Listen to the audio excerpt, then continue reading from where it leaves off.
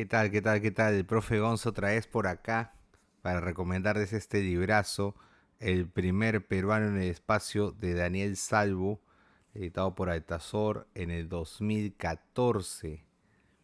Es Daniel Salvo considerado uno de los principales cultores, difusores y escritores peruanos de la ciencia ficción, ¿no? Es uno de los autores que se ha encargado desde su página web, desde su blog de Ciencia Ficción Perú, de difundir a los diferentes escritores que en su momento no tenían mucha cabida en general en este género no mimético. Era uno de los principales reseñistas de muchas de las obras literarias que ahora pues ya forman parte de alguna especie de canon de la literatura fantástica. El primer peruano en el espacio es un libro que recopila esos primeros cuentos de Daniel Salvo bajo la influencia muy notoria de Lovecraft, de Isaac Asimov y sobre todo de José B. Adolf, ¿no? Autor que incluso aparece como uno de sus personajes en uno de estos cuentos.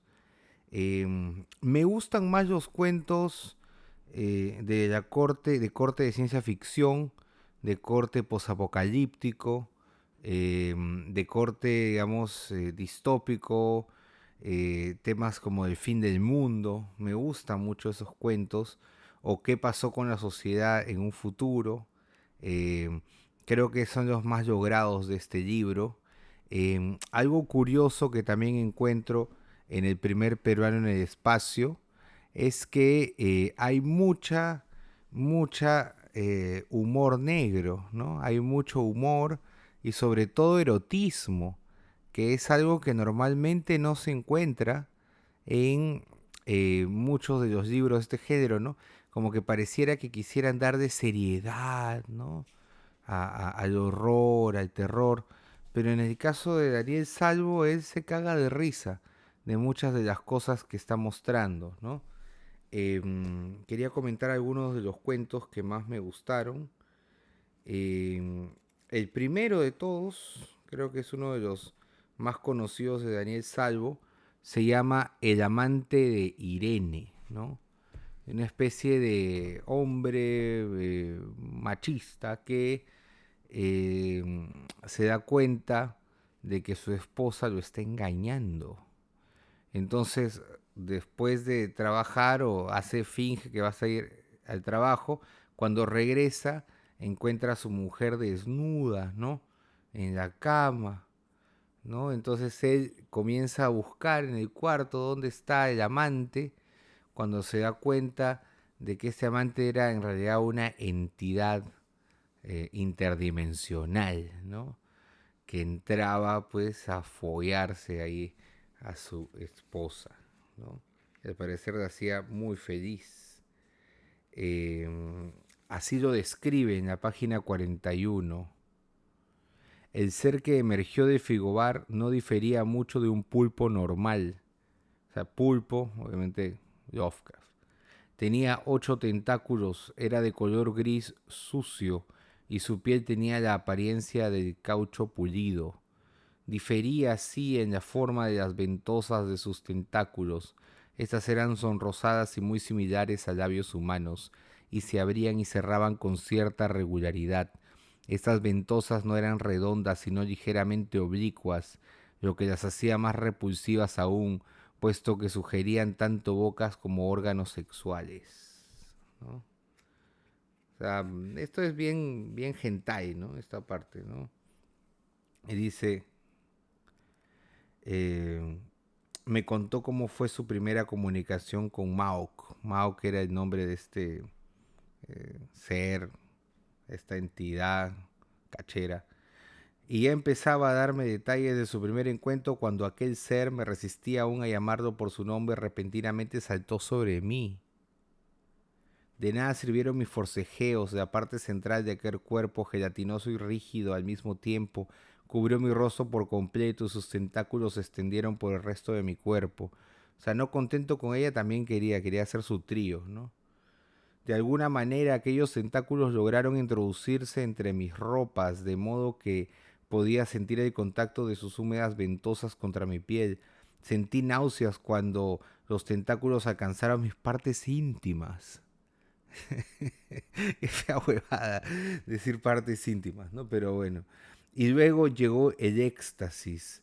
Nada realmente en el mundo se podía comparar con esa sensación tan pura e intensa de placer que experimenté durante ese contacto con Maok.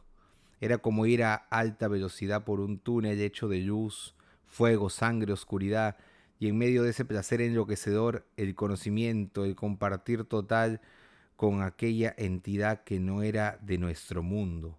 Comprendí quién era Maok y supe acerca de su hambre de placer, de su largo vagar por el universo buscando siempre nuevas sensaciones. O sea, el pata era, esta entidad viajaba por todo lado buscando a quién cacharse.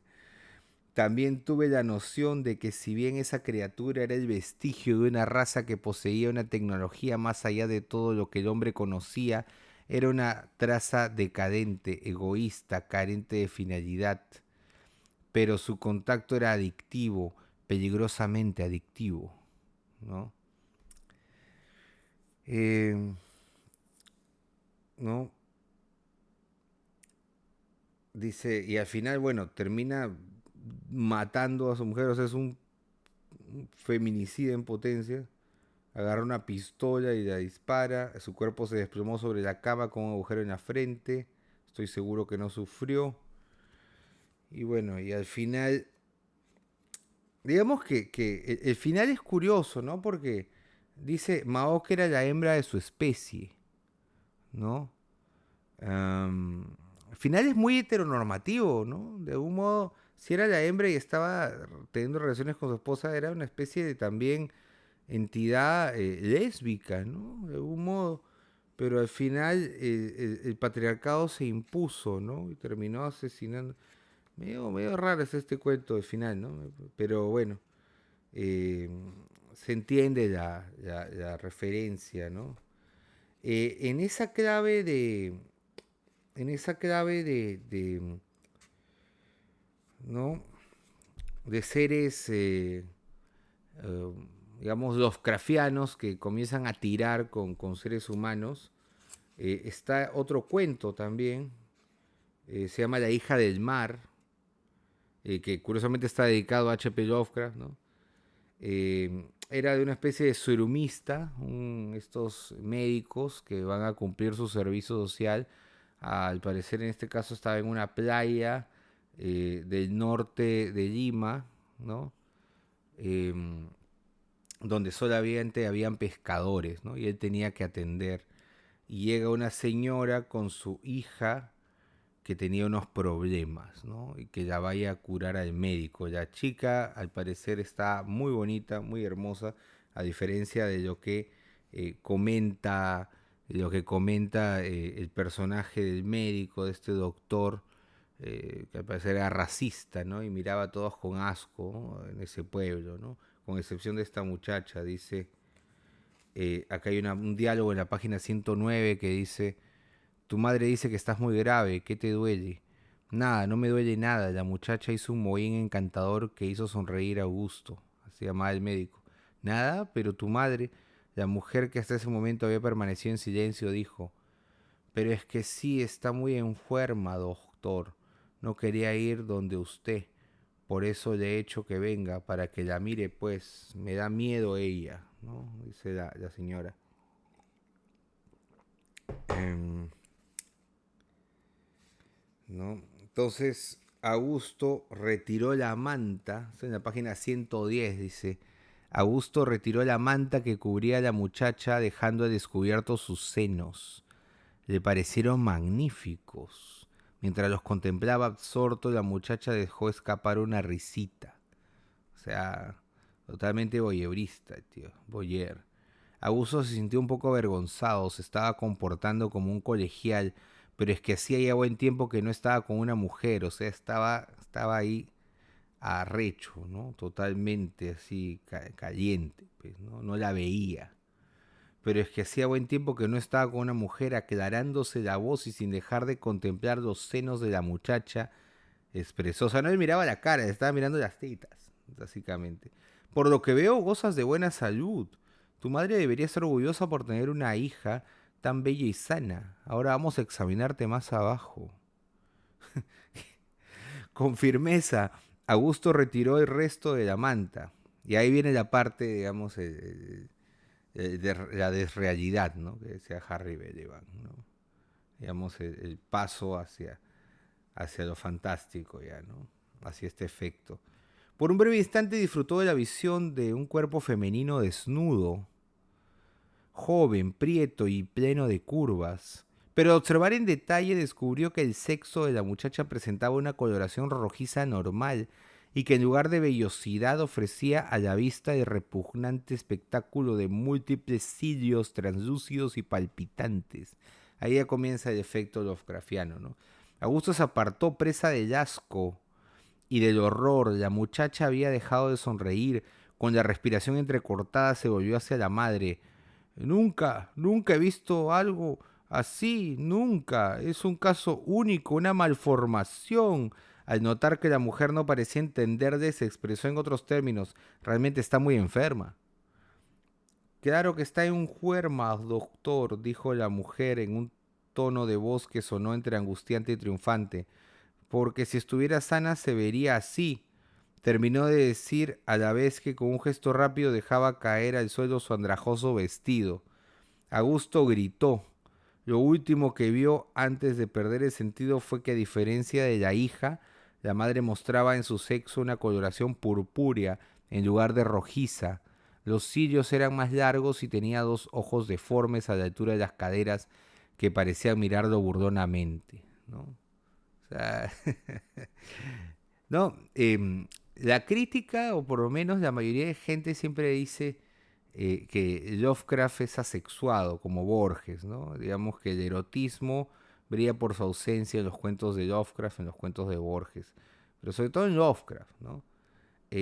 Ya van dos cuentos de Daniel Salvo, de este libro del primer plano de espacio, que juegan, ¿no? Con este cachondeo, digamos que mezclan aquellos seres de tentáculos y de cirios y del mar, pero le agregan el lado del erotismo, ¿no? Em, Eso es algo que yo celebro mucho. Me gusta cuando los cuentos, sobre todo de literatura fantástica, no tienen miedo de mostrar, ¿no? De mostrar escenas sexuales, escenas, digamos, que donde hayan desnudos, donde hayan imágenes adultas. Eso me gusta en la literatura, y sobre todo en la literatura fantástica, y creo que este libro muestra a cabalidad. Pero no son solo eso los cuentos, ¿no? Digamos, por un lado están estos cuentos Lovecraftianos, pero también por otro hay un par de cuentos que a mí me gustan o me gustaron demasiado. Uno por la brevedad, que es algo que celebro, y lo otro por el tema de la crítica social, ¿no? En el cuento del Arca, de la página 45, es un cuento de un modo distópico, ¿no? Es un cuento apocalíptico, de un modo que habla de un evidente fin del mundo, en donde iba a volver a existir un diluvio, entonces los millonarios crean arcas, ¿no? Para poner a salvo a ciertas personas. Y uno de ellos es este jeque árabe llamado Harrar el-Harrar, 17º rey de Hormuz en el exilio, que le manda una carta, un email a un chef peruano, ¿no? Y le explica, ¿no? Y le dice que digamos, si bien contamos con los servicios básicos del arca, no se han tenido en cuenta otras necesidades que como familia real de Hormuz, para el país ficticio que está acá, debemos cubrir: personas para la limpieza, cuidado de niños y mascotas y cocineros. Un cocinero de su país podría adaptarse a nuestras necesidades incorporando además aportes propios de su acervo culinario, dice. Salvar sus vidas de la inminente inundación que asolará sus costas solo con dar su consentimiento y firmar, obviamente un pacto a perpetuidad, según el cual usted y su familia y sus descendientes formarán parte del personal de servicio de nuestra familia, con todos los beneficios y ventajas que ello implica, además de la más obvia, la salvación para usted y su familia del nuevo inminente diluvio universal. ¿No? O sea, son cuentos de crítica social muy fuerte, ¿no? En la clave de cuentos sociales de ciencia ficción de Juan Rivera Saavedra, ¿no? En la clave de los cuentos de José B. Adolf también, ¿no? Creo que es, de todas maneras, Daniel Salvo es uno de los seguidores de estos dos autores de los años 70 y 60, 70 que publicaron estos cuentos de ciencia ficción, ¿no? En donde se ejercía crítica a al orden establecido en general. En este caso, se están ofreciendo la salvación a este chef peruano y a su familia, habida cuenta de que no, si no tenías dinero, eras millonario, no ibas a poder salvarte en esas arcas, pero sí necesitaban como servidumbre. La diferencia es que los iban a esclavizar, era una nueva esclavitud, porque a perpetuidad sus hijos, sus descendientes también tendrían que aprender el oficio, ¿no? Es terrible, ¿no? Digamos que es una vuelta de esclavismo, ¿no? Y hay otro cuento, también un futuro distópico, que, que te deja pensando también, ¿no? Que es la rueda del progreso. Es en la página 143, en donde también un peruano llamado Mateo Puchurri, ¿no? En el primer caso, un chef peruano. En este caso es un pastor de vicuñas, de alpacas, ¿no? Que sabía estas tradiciones de hacer todos estas chompitas, ¿no? Esta ropa, y que al parecer permaneció vivo, ¿no? Pese a toda la distopía nazi que está desplegándose en la rueda del progreso, ¿no? Claro que te das cuenta al final del cuento, ¿no? Y dice, comienza bañándose el personaje, dice en la página 143, como siempre el reporte mostraba que su estado de salud continuaba siendo óptimo. Colocó la tarjeta plastificada ante el sensor digital para que a su vez este registrara la información y la enviara a la central de control de salud de la provincia. ¿No? O sea, es un futuro en donde todo, absolutamente todo está sistematizado y controlado, ¿no? Y si estás mal de salud, probablemente venga un equipo y te destruye y te mate, ¿no? Al estilo de la ciudad de los Nictálopes, ¿no? De Tania Tinyala, ¿no? Eh, digamos, siempre estas distopías mostrando lo peor de la humanidad, ¿no? Que es, si no, no fuera distopía, ¿no? De algún modo. Eh, pero en este caso, a diferencia de otras distopías, como, no sé, El Mundo Feliz, o como 1984, o como Fahrenheit, en donde siempre, digamos, el protagonista se revela ante ese orden distópico. Acá no. Acá en este caso el pata Mateo está completamente ideologizado, convencido de que lo que está viendo es lo que está haciendo es correcto. Es más, está tan ideologizado que ni siquiera cobra por lo que hace, le gusta hacerlo, se siente feliz de que el jefe supremo lo condecore por tener la mejor lana de alpaca, ¿no? De estos auquénidos o camélidos andinos, ¿no? De estos animales. Dice, el Estado era el único dueño de esas tierras. La página 144 dice, como no podía ser de otro modo, por lo que el símbolo del Partido de la Rueda de Progreso ondeaba al viento en numerosas banderas y estandartes desplegados por la zona. O sea, me imagino que es, bueno, la Rueda de Progreso en este caso es una esvástica, ¿no? Entonces, me imagino todos los Andes pues, cubiertos con banderas de esvástica, qué pesadilla, ¿no? Dice, claro, había quienes no estaban conformes, como siempre aduciendo razones esotéricas como igualdad, democracia y otras extrañas ideologías, ¿no? O sea, ya habían anulado todo ello, ¿no? Mateo conocía la historia de la humanidad previa a sus días, una sucesión interminable de conflictos, hambruna y miseria, hasta que al fin, guiados por los principios de un grupo de visionarios que actuaban bajo el estandarte de la rueda de progreso, la humanidad había logrado al fin el gran sueño, la sociedad perfecta, donde nadie le faltaba nada, y todos cooperaban de acuerdo con sus capacidades. En las alturas donde vivía tenía todo para ser feliz. En este caso es un ser completamente alienado, ¿no? Que no se pregunta nada de lo que, del por qué está haciendo lo que está haciendo, ¿no? Que es, digamos, lo que quiere el sistema capitalista, lo que quiere pues, el fascismo. O sea, que no te preguntes de nada, simplemente eres una pieza intercambiable, eres un peón más, eres una tuerca, eres un engranaje para mover esta máquina, esta rueda del progreso que dice, ¿no? ¿Y por qué era feliz este pata, Mateo? Porque dice a la familia del máximo dirigente del partido, cuyo símbolo era la rueda de progreso, le encantaba realizar manualidades con esa llana que él hilaba, ¿no? Esa llana de vicuña en este caso, ¿no? Lo que dice. Recordó que según sus lecciones de historia, y este es el final, en tiempos remotos se le había llamado esvástica, ¿no? Eso es algo, una característica común en los cuentos de Daniel Salvo, que siempre el final es sorpresivo, ¿no? Que te explica todo lo demás, que te está llevando por un lado y digamos en el último párrafo se resuelve todo, ¿no? Después, bueno, hay otros cuentos como Necronomicon Peruanis, ¿no? Dedicado a José B. Adolf, donde aparece una visita a Adolf y donde comienzan a hablar del Necronomicon y todo esto, de las versiones originales. Hay otro donde aparece, es un cuento también dedicado a Asimov, el nombre no es importante, a Isaac Asimov, por supuesto, dice, dedicado. Eh,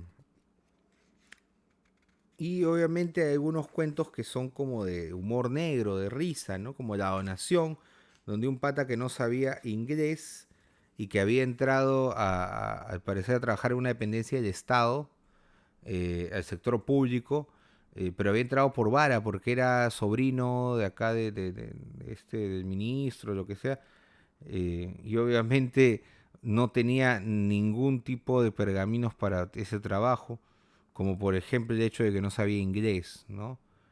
¿No? Y acá en la página 95 hay un diálogo medio hilarante que dice, sí tío, y él le responde, carajo, ¿cuántas veces te he dicho que acá no soy tu tío sotarado? Don Francisco, doctor Francisco, nada de tío, ¿está claro? Clarísimo, digo doctor. Bien, así me gusta. ¿Do you speak English? Mateo hizo un esfuerzo por no soltar a carcajada que le provocaba el pretencioso chapurreo que su tío llamaba inglés. Además, la pregunta estaba tan fuera de lugar. Ni siquiera piensas en reírte, socojudo. ¿Do you speak English? La expresión de rostro de su tío borró el amago de sonrisa que intentó ofrecer a Amadeo. Aunque le pareciera, su tío no bromeaba. Con actitud contrita respondió, bueno, un poco. ¿Y esa huevada que pusiste en tu currículum? Todos ponen lo mismo, doctor. Entonces no sabes ni mierda de inglés, ni siquiera one, two, three. Carajo, si no sabes, aprende o pasa de los papeles a alguien que sepa. ¿Sabes en el lío en que nos has metido? ¿Ah? ¿Qué había pasado? Que este, este muchacho había aceptado unas donaciones de Free Church of the Secret Brotherhood of Fallen Angel. O sea, se habían aceptado unas donaciones de una iglesia satánica, ¿no? Dice, significa más o menos iglesia libre de la hermandad secreta del ángel caído. No es ninguna iglesia, Amadeo, es una secta de adoradores del demonio. Instintivamente Amadeo se persignó. No es que fuera muy devoto a visitar iglesias o cosas así, pero guardaba respeto por todo lo que tuviera que ver con el más allá. Se golpeó suavemente la cabeza con el puño en señal de contrición. Sí, sobrino, gracias a ti casi caemos en la trampa. Imagínate aceptar oficialmente una donación de una iglesia satánica, ¿no? ¿Crees que este país los curas solo se dedican a decir misas y nada más? Esos también mueven plata y tienen poder, ¿entiendes? Imagínate al cardenal y a todos los curas del país hablando del gobierno que acepta plata de diablo, ¿no? Es una, claro, es una joda esto, ¿no? Es un cuento, la donación es uno de esos cuentos hilarantes, ¿no? De los que hay en este libro. Así como también hay otras historias como El horror de la cueva, que son, digamos, un poco más de terror y también doppelganger, ¿no? Y algunas otras, como esta también, que en clave humor, el día que pasaron las naves sí es cortita. El escritor más famoso de todos los tiempos, ¿no? Eh, de una especie de viajeros en el tiempo que viajan al pasado para encontrarse con este escritor que no es tan conocido, que puede ser un paralelo o un alter ego del mismo Daniel Salvo, y que era un pata y que se sentía observado siempre, la gente lo miraba. Y en realidad sí lo estaban mirando porque eran personas del futuro que viajaban al pasado para conocer a este escritor.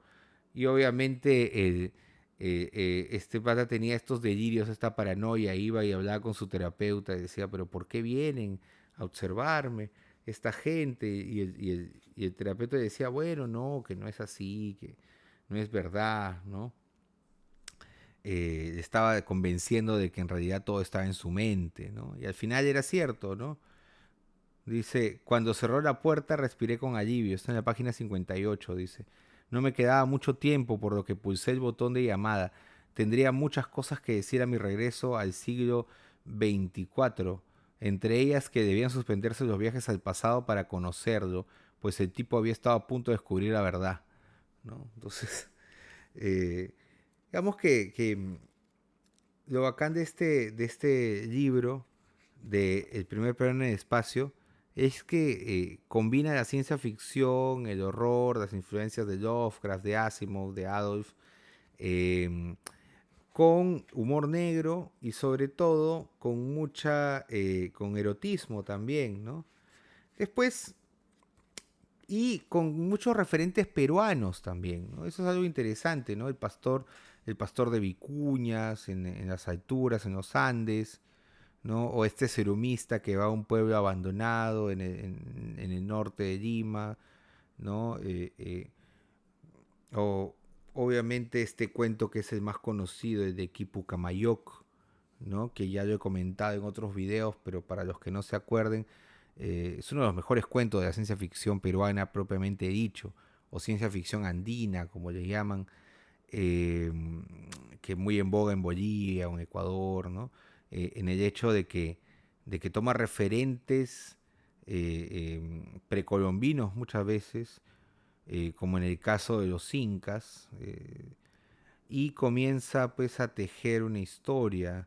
En Quipucamayoc es la historia de un niño que perteneciente al bando a un pueblo vencido por los incas, que en vez de volverse un militar, ¿no? Como sucedía con los hijos de los curacas, de los caciques conquistados, de los pueblos conquistados en los incas, él prefiere volverse un quipucamayoc y aprender ese lenguaje de nudos que tenían los incas, ¿no? Claro, en ese momento no lo entendían, no entendían el valor, pero estaba tejiendo su venganza, porque se vuelve mejor Quipucamayoc, y él tenía, pues era como que él hacía los Excels, ¿no? Él ponía un montón de datos, todos los datos que estaban en el imperio. Pero ¿qué pasaría si comienza a poner nudos falsos, como si fueran virus? Comienza a infectar de información falsa a todos los quipus y al final termina creando pues un virus en estos quipus, porque muchos de estos nudos falsos que había colocado terminaban arruinando otros nudos con información falsa y al final ninguno de los quipus que habían hecho a partir de su llegada a él, de su ascensión como quipu, terminaban valiendo, ¿no? Entonces el Inca terminó ordenando quemar todo eso también, ¿no? Es una nueva versión de tratar de explicarse qué es lo que pasó con los quipus y por qué desapareció, ¿no? Digamos que se le entró un virus a esto, ¿no? Es un buen cuento, ¿no? Y el cuento obviamente que da título al libro, el primer programa en el espacio también, es un cuento donde se critica el racismo, o en la clase de historia, es un cuento que también combina humor negro con una realidad del Perú, que es la delincuencia, la inseguridad en las calles, y obviamente con profesores universitarios, la banda prosquita de los profesores, ¿no? Que es eh, humor negro al mango. Daniel Salvo tiene otro libro que publicó hace un par de años, en el 2022 también, si no me equivoco, que es El regalo de las estrellas, que lo comentaremos en otro video. Eh, Pero si vamos a hablar de libros que se podrían denominar canónicos o parte de lo básico que uno debería leer para conocer la literatura no mimética en el Perú, o para entender esa evolución de la literatura fantástica, terror y ciencia ficción, sobre todo ciencia ficción en el Perú, es importante conocer El primer peruano en el espacio, leerlo, de Daniel Salvo, ¿no? Porque es un humor bien peruano, bien particular, es un humor y sobre todo una ciencia ficción que es ágil, que no pretende irse por las ramas con este lirismo que puedes encontrar en el único desierto de Prochaska o en el inventario de las naves de Iparraguirre, ¿no? O en los cuentos, no sé, de Yoshimito, que por ahí intentan hacer, escribir a la perfección, ser los escritores y esto. No, Daniel Salvo le llega al pincho. Daniel Salvo es un escritor de ciencia ficción, un escritor pulp, un escritor que no está pretendiendo buscar el verso florido, que es bien directo en lo que está contando y cuyos remates se asemejan más al humor y al erotismo que principalmente a la solemnidad que puedan pretender otros autores. Y no estoy hablando de quién sea mejor o peor, simplemente estoy hablando del estilo, ¿no? Leer a Daniel Salvo es mucho más ágil y de algún modo mucho más peruano que leer a borgianos, ¿no? Que son los que abundan también en la literatura de lo fantástico y la ciencia ficción en el Perú, ¿no? Eh, Nada, recomendarles este libro, consíganlo. Ya creo que hay otras nuevas ediciones en Altazor. eh, y ahí está. Esa fue la recomendación del profe Gonza. Daniel Salvo, el primer programa en el espacio. De ediciones Altazor. Léanlo, chequenlo y ahí me comentan.